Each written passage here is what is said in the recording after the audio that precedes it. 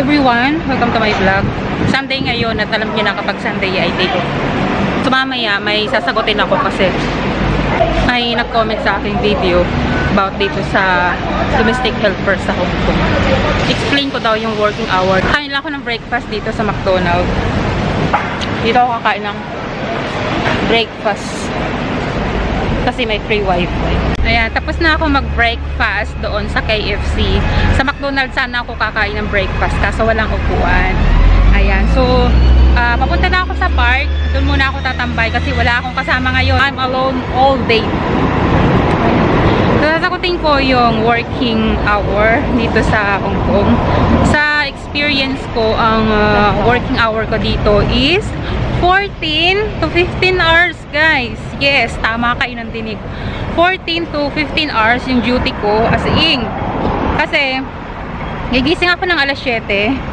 Matatapos yung trabaho ko alas 9 or alas 10. Ibig sabihin nun, alas 9 or alas 10 ng gabi, nasa higaan na ako nun. Para may idea yung nagtanong sa akin kung ano daw ba yung working hour dito. So kapag may pasok, kasi may ilaga akong bata, gigising ako ng alas 7. And then, asikasuhin ko yung mga alaga ko, yung mga baonan nila, tapos yung mga gamit sa school, uniform. And then, pag naihatid ko na sila sa school bus, babalik ako sa bahay, maglalaba ako sa washing. Sa mga, ang oras na yung mga ano na, mga 8:45, mag-breakfast na ako niyan, 8:45. Kasi 8:45, dire-diretso na ako niyan ng trabaho hanggang 12:10 yung aking lunch. Pag natapos na akong mag-lunch, ayun, maghuhugas ang plato, ganyan. Tapos, pag may time, nagpapahinga ako ng 15 minutes or 10 minutes. Hindi yun yung talagang pahinga guys ha, kasi minsan tinatawag ako ng alaga ko, ganyan. Yung mga paglilinis ko dito sa bahay ng amo ko, hanggang tanghali lang guys, tapos ko na yun. Tapos sa pahapon, nang-aasikasuhin ko na yung mga bata sa mga paglalaro, ganyan. Hindi naman talaga yung puspusan na trabaho yung 14 to 15 hours na trabaho. Kasi maliliit lang yung bahay dito sa Hong Kong. Kaya-kaya mong matapos yung paglilinis ng hanggang tanghali. At dahil nga may alaga ako na bata, sa pahapon, yung bata ng aking inaasikaso. Kunwari, samahan ko paglalaro, ganyan. Makikipaglaro ako sa kanila kung ayaw nilang makipaglaro sa mga kalaro nila. So, ayan. Minsan nakikipaglaro ako sa kanila. Tapos, ang dinner namin, minsan 6:30, minsan 7, ganyan. Hindi pare-pareho. Tapos, yun. Kapag napaliguan ko na yung mga bata at nakapaglinis na ako ng sahig, ayan.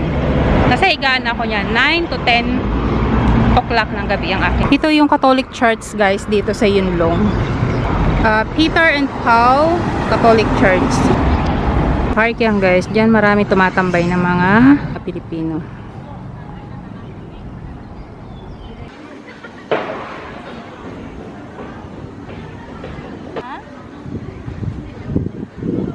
Ayan guys, nandito na ako sa park. Mag-isa lang talaga ako ngayon kasi yung mga kasamahan ko is hindi sila day off, naka-overtime sila. So, ayan.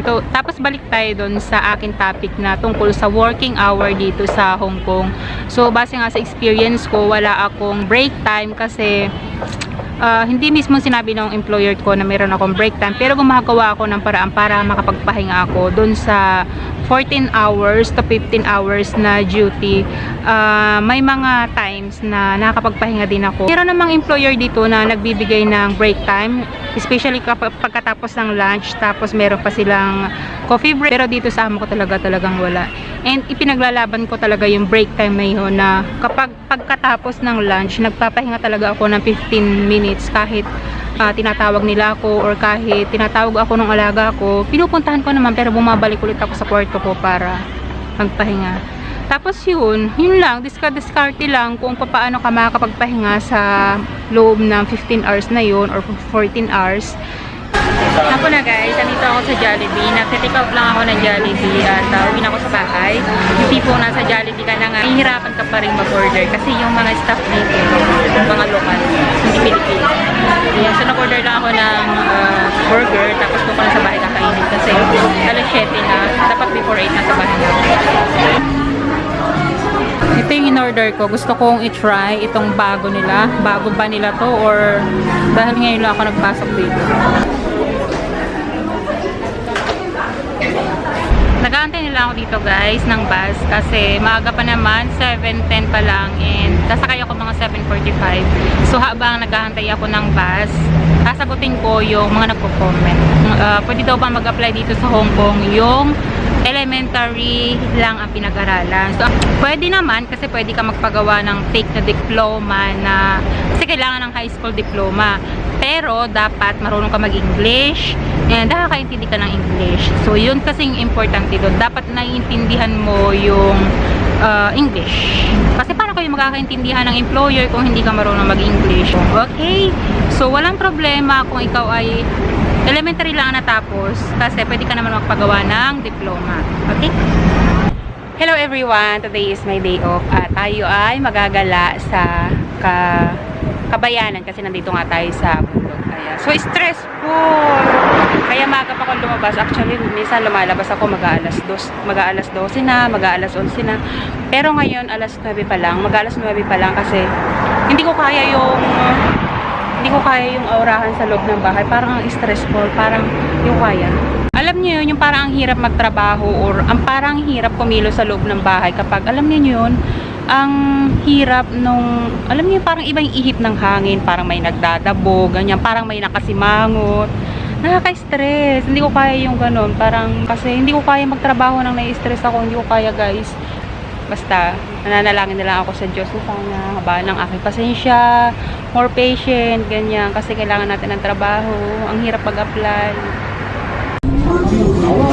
Hi to my vlog.